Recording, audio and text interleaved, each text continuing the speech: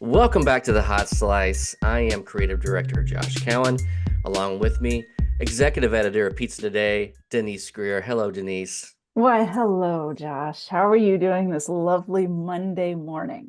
It is a podcast first thing Monday morning is I'm sorry. it's hey, I love you. That's why I did it, but it's hey, it's better to do it 10 o'clock in the morning when my brain is still functioning well than Yeah, exactly. And the nice thing about doing a podcast on Monday morning for a lot of folks, for pizzeria owners, this is their day off. So right. if they're deciding to come talk to us, like they're doing it on their day off. So this is amazing to have We an want to bother operator you on on a your Monday. day off. So that's what we're Exactly.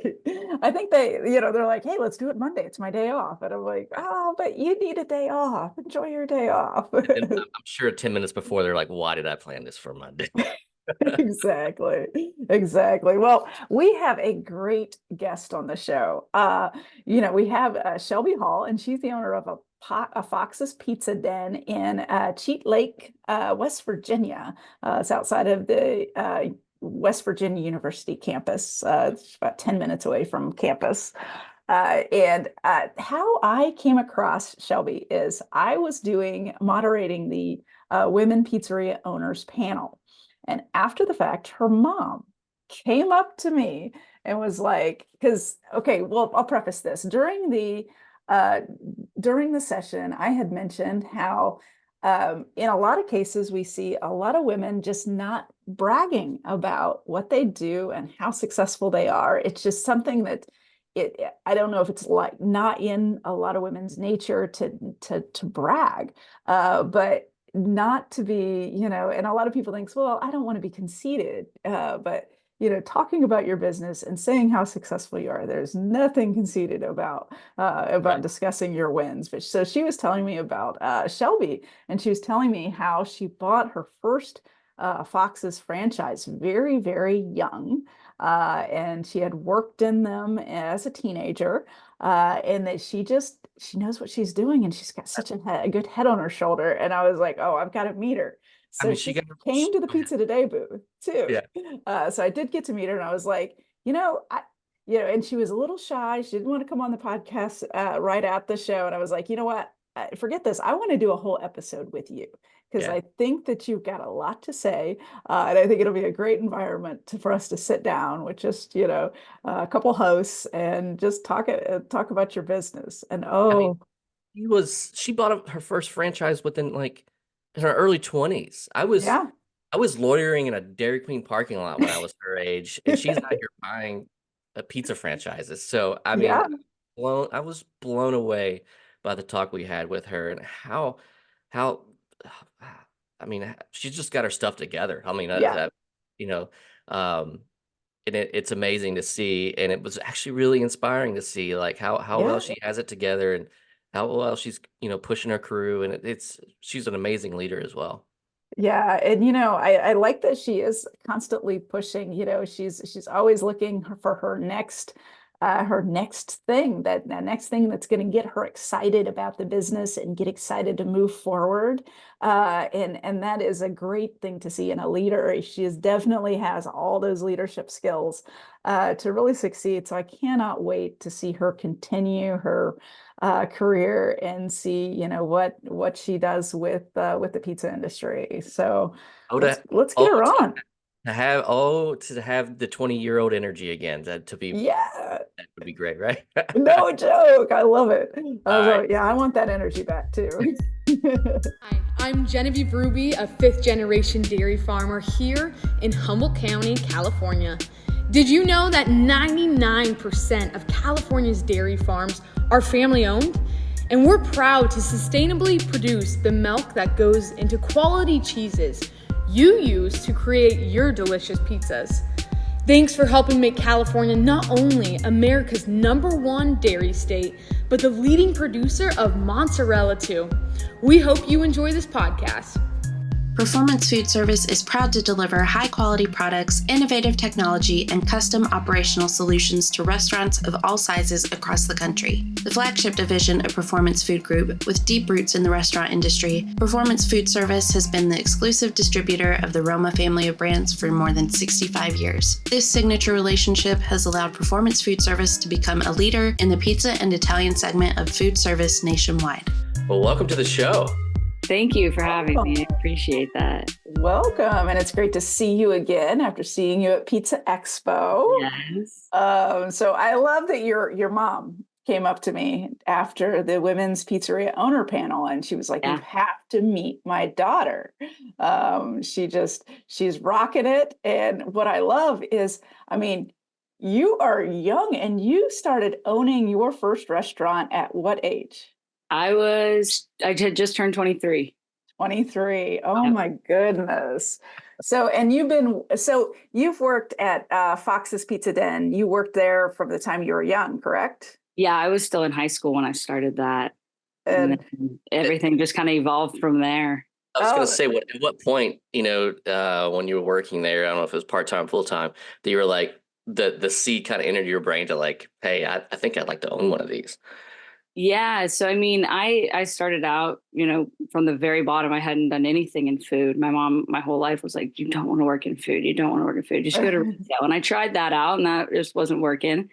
So it was probably, I was in my last semester of college. I graduated a semester early and I was in my last semester of college, and the only way that I could go back to the location that I was at was to manage it. And I was like, okay, I'll do it. Like, I don't want to drive across town. I'll do that. And that was kind of my first step into management, into knowing what that was like and seeing the behind the scenes stuff, the ordering and the more business side of it. And I really enjoyed that. And so that's kind of whenever it really clicked in my mind, like, hey, that might actually be something that I'm interested in, doing that side of it. What about the management? What about being a manager did you really kind of gravitate towards and really just enjoy? It was honestly just all of the behind the scenes stuff. It wasn't so much the management of employees, because that's always an issue everywhere, but it was more so like just the whole business side of it, the financials, the, ordering and making sure you're within the right percentage for your ordering and your labor percentage is correct. And it was just all the numbers for me. Yeah. Did it align with your college? Like, what did you go school for? No, I went to school. So I started out college as a speech pathology and audiology major. Oh, wow. And then halfway through, I switched to criminology. And then, I ended up in business. So I graduated with a criminology degree. Criminology, you might be able to use that in your business, because theft is really high amongst restaurants. So and I always joke, I tell them, I'm like, I will find it. You don't have to worry. I'm curious about your first experience working in a pizzeria. Like, what was that like? I mean, so the one I started at, it had just reopened because they had to rebuild from a fire. And so I went in and I knew nothing. Like, the guy that did work there, he was getting ready to retire. He was the owner of it. And he was like, all right, I'm just going to hire you. You're just going to answer the phones. And I'm like, okay. And then he's like, all right, I'll teach you how to make some sandwiches. And then we started making a little bit of sandwiches. And then he showed me how to do the dough. And we just kind of slowly integrated me into that. But I was definitely the baby when I went in there. Like, I was the youngest, and he would not let me do anything that required any kind of dirt. Like, I was not allowed to take out the trash. I did not, do the dishes. I simply was there to answer the phones and make very little things. And then when the new owner took over about 5 months later, it was like a culture shock to me, because I was like, oh no, I don't do the dishes. I don't, and it was like, you're this like, whole thing, yeah, and I'm you like, do. wait, okay. So I do have to do that if I want to stay here. And that's cool. I can do that. But it was just weird, because I went from being like this protected entity that now I have to actually get thrown into the do the job. No, I'm curious, when you went into that manager role, how soon after the management role were you like, oh, this is for me. I'm ready. I'm ready to make the leap into ownership. I'm ready to get my franchise. Yeah. How did that happen? And it was just a really long process, honestly, because it started out where I had just graduated and the guy had offered me that store. And I was like, okay, I work in this business. I'm here every single day. I know what we're bringing in. I know what's going out, sort of thing. And the amount he's asked for it, I'm like, it's just not there. Yeah. I can't do it right now. I'm fresh out of college. I have student loans. I'm like, we're in 2020 at that point. Oh, wow. The end of 2020. And so I'm like, we're in the middle of COVID. There's just, now is not the time. Yeah. So he had sold it 3 months later to another person, and I worked 60, 70 hours a week for her. And by October, I told her, I said, when you're ready to give it up, you just let me know. I would love to have this place. I'm here every day. I interact with the customers and have that. And she said, okay. And then she came to me in January of 2022.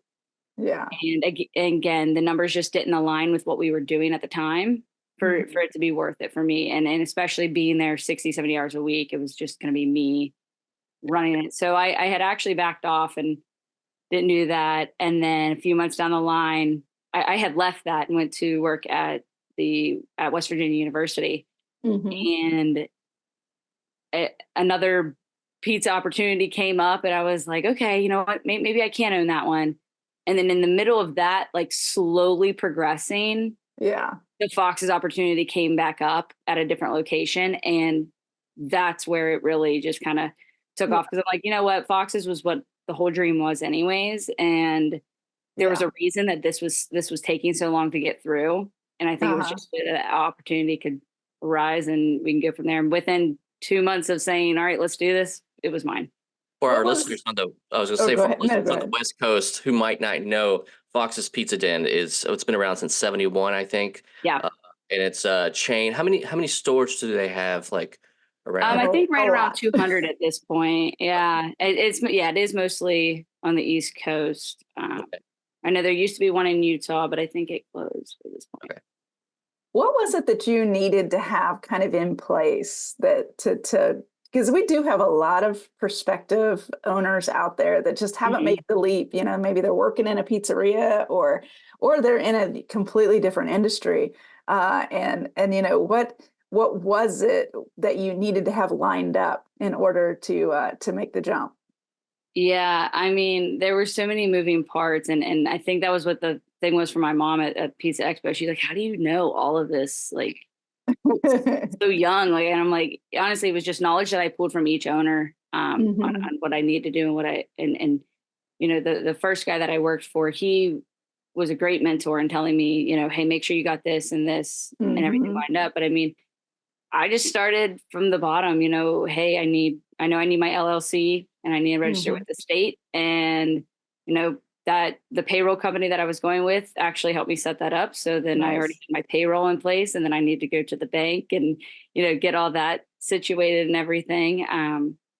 Did the bank look at you like you were crazy? Like, yeah, I mean, no, they were great. They were kind of shocked that I was so young, and they're like, wow. Cause they ask you like the basic questions, like, hey, how much do you think you're going to have in payroll? How much, do you think you're going to here? And your cash flow sort of thing. And I'm just rattling off numbers. They're like, oh my God, like you actually know what she's doing. I've been doing it and actually, doing the payroll side of it and stuff before. I had called in payroll and done all of that with them. So I did know my numbers, and I did do a lot of my research before I jumped in. And that's one thing my mom will say, like, I don't just jump into things. Like I definitely sit and do all of my research and make sure that that's the right one for me. So you've been doing a lot of research. You've been in the trenches for a while. Once you got the store, what was new to you that you're like, oh, I didn't see this coming, or this is I didn't have to battle with this when I was a manager. So yeah. Third parties are definitely always a tricky situation. So the store that I was working at is not the one I ended up buying. I ended up buying the one across town. And I had worked there for a brief time. before moving back. But I had a great general manager that stayed on with me, and he really helped the transition go smoothly. But I would honestly just say the third party stuff, like I knew what I was getting myself into with the business side of it, but it's like the little issues, like, oh, hey, the credit card processing didn't go over into your name just yet, so you're gonna have to get the money from him, the old owner, to get it to you. And I'm like, that's just a hassle. Like, why did this not just smoothly go into place? And so, I mean, I think it was at first a hiccup of just a few minor things, but minor things that could be very major in the end, if not fixed quickly. Yeah. I'm curious about, you're young, you take on a leadership role. Was there any pushback amongst staff? Was it hard to get them to, to listen and to follow your guidance, or did you kind of set that tone in motion from the get-go? Yeah. So, I mean, the people that so when I went in, it was, I interviewed every single person that was on the team, and they knew that. And there were some that I just simply did not bring over because I'm here to run a business. I'm not here to, play games. If you're not going to show up to work and you're going to slack off, then, let's just not even go there. But a lot, the GM that I have, he is older than me, but we had worked together since I had started at Fox's. So we already had that relationship going, and he knew that I was going to come in and make some changes, but I was also going to look to him to see, hey, how are things working out here? I don't want to come in and just shake the whole tree and, make everybody mad. But at the same time, we need to make some changes for the flow of the business and to increase sales. The majority of the people there were right about my age or a little bit younger. And so for the most part, it wasn't too bad. I mean, I definitely would have some people that, well, that's not how we do it over here. Well, we have to change it for this reason. And I always gave like reasons on why we're making these adjustments. And, hey, let's do this for just a little bit and let's see if I'm right. And if I'm wrong, then okay, we'll go back to doing it that way. And I wasn't wrong about it, but you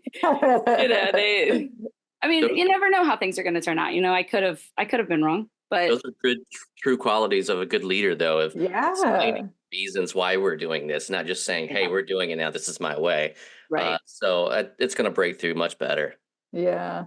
I'm curious, what when you came in, or even now, what are those things that you're really looking to kind of change or revolutionize with the business? Because you bring a lot of new energy, and I'm curious about that. So we've done a lot of community outreach over the past year and a half. We've went with West Virginia's Special Olympics. We've partnered with them. We've partnered with West Virginia University and doing their beginning of the school year festivity stuff. We've reached out to local public schools and gotten with them on some things. We were the closest high school to us. We were actually their food sponsor last year for their sporting events. Oh, nice. And then right now we're looking to expand. Actually, I've spent probably the past week researching concession trucks so that we can go a little mobile with some of our stuff. So not necessarily cooking on site and then just transporting it so we have it there, sort of thing. And that's kind of the newest thing that we're working on. And I'm not sure everybody's on board with it just yet, but I need them to just trust me for a second and let's see how it goes. Is that one of the things you investigated at Pizza Expo, was how to expedite that process? No, honestly, it wasn't even in my mind. But another local business that has a food truck, they had just closed their food truck, and I was like, "Oh, are you interested in selling it?" And it was just honestly just like a joke, kind of. Like, and then you're like, "Well, wait." And then he's like, "No, not really." I'm like, "No, but wait, that's actually a good idea. Like, if we could go mobile and have that, because we are the only Foxes in the county, so we can really hit anywhere. But we're kind of off to the side, and so where the other location used to be able to hit, it's just not there anymore. And so people are kind of disappointed in that. So if we're able to mobilize it and go to different things like farmers markets or different like balloon festival and different events to bring it to you and have that, I think that's great. And, catering sales and doing a mobile unit, those are the highest revenue generations for additional sales. So there you go. Yeah. Yeah. Let's talk, you have how many staff? How many employees do you have? We sit anywhere between 8 and 12. I'm there usually 2 days a week. And then my GM kind of runs it the rest of the time. But it fluctuates. So being in a college town, a lot of them are college students. So they go home for the summers or for breaks. And then that time kind of goes into crunch time. We got to all band together what's left of us. Yeah. But I mean, a great staff. I'm definitely fortunate in having that because I know that there's plenty of businesses, not just around me, but everywhere that face that staffing issue, especially since COVID. I faced it over at the other location. And so where I am, we're definitely fortunate to have the steady flow of applications. Absolutely. Now you had talked about that you had a kind of a mentor in the owners. Are you kind of passing that down as you've become, the leader of your organization? Yeah, I definitely try to, especially with the younger ones. I have one right now that he talks about doing different businesses. Like maybe I'll do lawn care. Maybe, I'll do this. And I'm like, let's do it. Like, how are you going to do it? Like get your LLC set up. Like, what are you going to name it? Like, and like doing the whole like business side of that and definitely trying to encourage that no matter what it is that they want to do. It doesn't have to be pizza or whatever. But I mean, I even have some of my guys come to me and be like, have you ever thought about doing this? And I definitely take their suggestions and everything. And I'm like, that's actually not a bad idea. Maybe I will reach out to that and, we'll see how that goes. Or, that's just a little too far for us. But, I definitely, encourage them to give me ideas. And, whenever they have questions about setting up something of their own, I'm there for it, even if it's just a hypothetical and we talk in circles all day. That's great to recognize that because I think some people don't recognize that for a lot of for the majority, the overwhelming majority, pizza is not their end game. It's they're pursuing other ambitions in life. And so to recognize that, I think it would help give you a kind of respect amongst your employees. Yeah. I mean, pizza wasn't my end game when I started. I definitely, like my first day, I was like, this is not going to be for me. This is not long-term. And then it was just really the flexibility that it gave me. And that's what I've tried to continue with them is like, what, I get that you're in school. School is your first job and you got to focus on that. So, whatever it is they choose to do, I like keeping them around when I can and encouraging them to stay, but I also am not going to hold them back from doing what it is they want to do. Something about the pizza business that gets in your blood, and you I joke about that. I do. I tell them, I'm like, they always come back. They'll be back. They come back. And, I definitely have guys that'll leave and then they'll come back and they'll be like, okay, I'm back for a little bit. And I'm like, all right, I know you'll come back. As an owner, what are those things that you end up doing? Like you had talked about how you were kind of sheltered from some of the, the dishes and things. Now, as an owner, what do you end up having to pick up the pieces on? I would honestly say just like little cleaning things that nobody else seems to like notice. And it's like, guys, like it's so small. But it's so big. It's like, just move that table out of the way just a little bit and just clean underneath of it sort of thing. And, the little things that I'm constantly texting them about each week, like, hey guys, we got to do better here. And, whatever it may be, but honestly, I enjoy every piece of it. Like even the crappy parts about it, I'm always like, what, but this is what I wanted to do. And I'm very blessed to be in the position that I'm in and have this opportunity to be here. So I don't want to, complain too much about it, but I'm happy where I am. What are some of your like big wins, like since you've taken over as ownership that you're like, that you turned around and you were like, you come in with like, hey, I'm going to do this and you turn it around and it's a big win for you. One that comes to the top of my mind is WVU's Fall Fest. So it's the biggest hype of the year. They bring in different artists and have a big concert on campus, and they bring in different food vendors. And so I was like, we're going to do that. And, I took ideas from the guys, but I'm like, we're going to make 1,000 pizzas and we're going to ship them over there and we're going to sell them all. And they're like, Shelby, I just don't think this is going to work. I'm like, we're going to do it. Everybody, all hands on deck. We're going to do it. Everybody get excited. And they were less than excited. And it was a lot of work and it was a very long day, but we sold out of 600 of them in 20 minutes and had the next shipment come in. And had we had all 1,000 there, it would have been out in 30, but timing and oven speed did not work with us, but that's okay. Everybody that got a pizza was happy, and I ended up leaving some people without. So now that's where the food truck kind of comes in, and we're trying to increase the number of pizzas we can do this year and to, help out more. And that was honestly, I say that it's my second Christmas because that was, awesome. I think about it all year round and I'm like, all right, how can we do better? And that's a huge, I told you so. If I've ever, yeah. You're like, I told you we would be able to do this. Come on. A lot of work, but man, I bet it was the reward for it. They were not, they weren't really into, they were like, I don't think I could ever make another pizza in my life. Like, I'm so tired, like docking it. They're like, my hands were swollen. I'm like, yeah, guys, but we're going to become more efficient next year. And we're going to get, the dough sheeter or whatever we need to do to make it by a little bit quicker. Yeah. That's the thing. Always improving, right?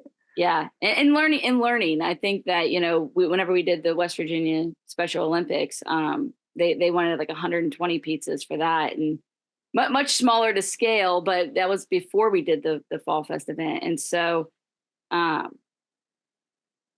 totally lost my train of thought there. That's all right. But, doing that one, even they were like, this is a lot of pizza, like, but we can do it. And I was going to say that we slowed down and we weren't pumping them out as fast as the guy had hoped. And so then whenever we got the opportunity to do it again this year, I was like, all right, guys, we're going to start sooner and we're going to have these and we're going to have them out on time. And this year we did do a lot better in our timing and redeemed ourselves there. So, there you go. How close is the campus to your location? So our campus is very wide. We have a downtown campus and a Evansdale campus. So it's not just one. The downtown campus is probably about a 10-minute drive if there's not too much traffic. Evansdale campus more like 15, 20. So we definitely, we can deliver more so to the downtown campus. Evansdale, if there's like a special event or the dorms need something, we're all in for it. But yeah, I got you. Yeah. As you grow and as you develop as a professional pizzeria owner, what are some goals you're looking to do moving forward? What are you looking at doing with your career within the next 5 years or so? Yeah. So when I first bought my business, it was this rush and it felt great. And I'm like, this is exactly where I want to be. And as time went on, that rush kind of slowed down. I'm like, all right, I need that rush again. And I joked yesterday, I was like, this concession trailer, this is my new rush. And that sort of thing, it's not a whole new business, but it almost is like, we're just expanding, but it's so much that goes into it. And so ideally I would like to have another one. But just like with the first one, I'm not rushing it. When the timing comes and the right location and the right spot and everything falls into place, I'll know and that will be. But as for, pushing it and rushing it, I'm not about it, but just let things go the way they're supposed to go and we'll make do. Since there are other Fox's Pizza Dens, do any of them have mobile units that you could like reach out and touch base with to kind of get a feel for how they're going through it? Yeah, there are some, a lot of them that I know of. The ones that I know of are actually like on location units. So they have the oven and everything like that.